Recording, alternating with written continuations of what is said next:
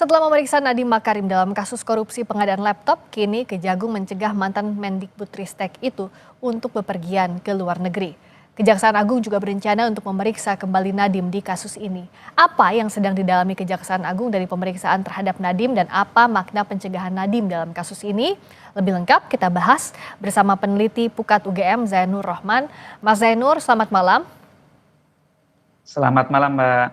Sekarang kan bolanya ada di Kejaksaan Agung toh ya Mas Zainur, karena Kejagung harus menjelaskan kenapa Nadiem Makarim dicegah ke luar negeri usai diperiksa dalam kasus dugaan korupsi pengadaan laptop. Apa yang bisa kita baca dalam tahapan penyelidikan kasus ini?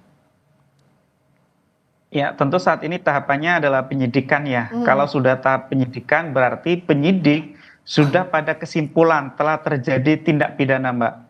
Namun yang harus dilanjutkan adalah siapa tersangkanya. Nah, itu dia. Pemanggilan kepada Nadiem ini adalah untuk mengetahui informasi bagaimana dulu keputusan untuk menggunakan Chromebook itu diambil.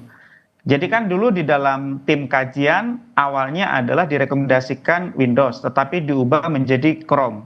Bagaimana perubahan rekomendasi itu dilakukan? Apakah misalnya karena perintah menteri ataukah perintah siapa, begitu ya? Ya. Jadi penyidik akan mendalami dan mungkin kemarin sudah dan akan dilanjutkan di beberapa hari ke depan untuk mendalami bagaimana pengambilan keputusan itu dilakukan dan kemudian siapa saja yang kemudian mengambil keputusan, apa ada atau tidak misalnya konflik kepentingan di dalam pengambilan keputusan tersebut, siapa yang diuntungkan, siapa yang dirugikan, itu Mbak kurang lebih. Mas Zainur, kalau kita selalu membahas dan juga yang kita pelajari bersama soal tindak pidana, apalagi bicara soal tahap penyidikan, artinya kan sudah ada tindak pidananya seperti yang tadi Mas Zainur sampaikan, tapi belum dibuka siapa tersangkanya. Dengan pola konstruksi kasus seperti ini, apa yang sebenarnya harus dijaga Kejagung agar tidak ada persepsi publik yang dikaitkan dengan kepentingan tertentu misalnya?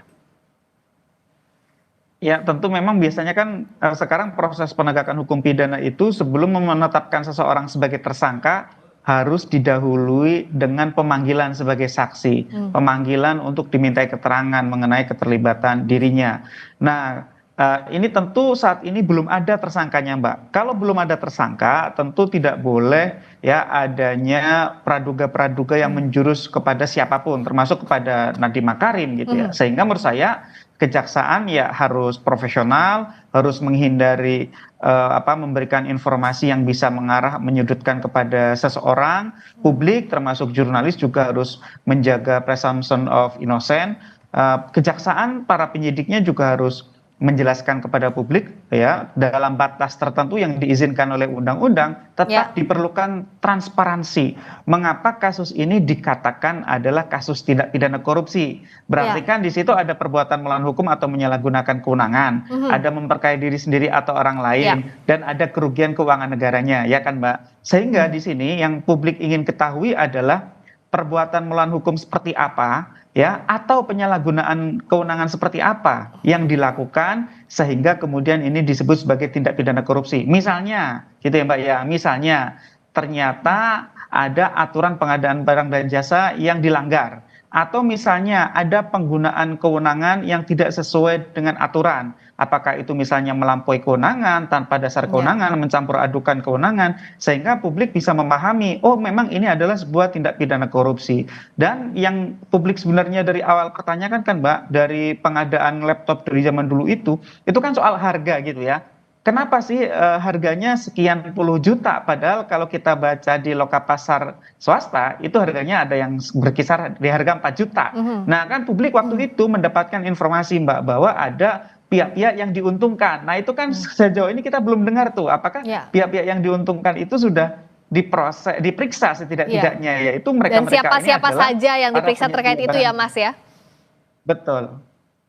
Dan kalau juga yang jadi pertanyaan pemeriksaan ulang terhadap Nadiem Makarim agar tidak menjadi bola liar, karena kan bisa jadi ada asumsi apakah akan ada peningkatan status atau sudah ada tersangka yang terkait, siapa yang menuju ke situ, itu bagaimana Mas Zainur? Ya, transparansi dari kejaksaan itu dibutuhkan, itu yang pertama. Yang kedua, soal apakah akan peningkatan status tersangka, sudah pasti ada. Soal siapanya itu yang kita tidak tahu begitu ya. Kenapa pasti akan ada peningkatan status dari saksi menjadi tersangka? Karena kan sudah diyakini ada tindak pidana. Tidak mungkin ada Ya. sebuah tindak pidana tidak ada tersangkanya. Tindak pidana terjadi karena ada pelakunya. Nah, pelaku itulah yang kemudian ditetapkan sebagai tersangka. Nah, itu nanti akan ditentukan dari hasil ekspos penyidik gitu ya. Bagaimana hasil pemeriksaan yang dilakukan terhadap mereka-mereka yang sudah dipanggil. Dan jadi nanti akan dikonstruksikan bagaimana kejadian itu dulu terjadi. Siapa yang mengambil kebijakan, siapa yang mengintervensi untuk mengubah dari Windows ke Chromebook, siapa yang mendapatkan Ya. keuntungan, siapa yang memiliki konflik kepentingan, dan siapa yang melakukan perbuatan melawan hukum, khususnya yang kedua adalah siapa yang melakukan penyalahgunaan kewenangan. Nah, itulah yang kemudian mereka itulah yang akan dimintai pertanggungjawaban secara pidana dengan ditetapkan sebagai tersangka. Tetapi meskipun nanti pun misalnya sudah ada penetapan status tersangka, publik juga harus mengedepankan prinsip presumption of innocent bahwa mereka belum tentu bersalah sampai ada putusan pengadilan yang berkekuatan hukum tetap, Mbak. Kalau untuk kasus ini kan kita harus tunggu datanya dari hasil penyidikan. Tapi bicara soal studi kasus, memangnya dalam kasus yang terkait dengan pengadaan di kementerian lembaga, mana saja yang jadi celah korupsi? Dan biasanya posisi-posisi mana saja yang rawan terjerat korupsi? Ya biasanya yang paling rawan tentu adalah di panitia pengadaannya, Mbak. Yang kedua adalah apa namanya, pengguna anggaran, ya kuasa pengguna anggaran dan pengguna anggaran. Nah biasanya panitia pengadaan barang dan jasa itu sering diintervensi oleh pengguna anggarannya, yaitu apakah kepala daerah atau menteri atau kepala lembaga. Mereka sebenarnya misalnya sudah on the track mengikuti aturan, mengikuti prosedur, tetapi biasanya ada petunjuk-petunjuk tuh dari pejabat tertingginya. Oh jangan begitu tetapi begini. Nah itu kan merupakan satu bentuk penyalahgunaan kewenangan. Nah penyalahgunaan kewenangan kalau itu mengakibatkan kerugian keuangan negara, menguntungkan diri sendiri atau orang lain, dijerat dengan pasal 3 Undang-Undang Tipikor, Mbak. Sehingga ya biasanya memang risiko-risiko korupsi di dalam pengadaan barang dan jasa di kementerian, lembaga atau daerah itu tidak lepas dari peran dari panitia pengadaan dan biasanya ada pejabat tertinggi di tempat itu, sehingga itu yang biasanya didalami oleh penyidik bagaimana proses pengadaan itu dulu dilakukan, direkonstruksi kembali, kemudian bisa terlihat siapa yang bermain, siapa yang mendapatkan keuntungan, siapa yang kemudian harus dimintai pertanggungjawaban secara Ya. pidana, Mbak. Nah terakhir, agar kasus ini terang, kita tahulah kalau penyidik dalam melakukan penyidikan pasti tidak semua informasinya bisa dibuka ke publik. Tapi untuk menjaga transparansi agar tidak ada asumsi di publik, bagaimana Kejagung bisa memberikan informasi yang sejelas mungkin? Yang menurut saya yang pertama itu tadi, Kejagung perlu menjelaskan gitu ya, bentuk pelanggaran seperti apa yang terjadi di dalam pengadaan Chromebook itu. Itu yang pertama, Mbak. Yang Ya, kedua, bentuknya ya. ada atau tidak tuh, ya misalnya aliran kah misalnya, kan dalam kasus-kasus yang lain ya, saya tidak Ya. bicara kasus ini, biasanya itu kenapa seorang pejabat itu menyeleweng?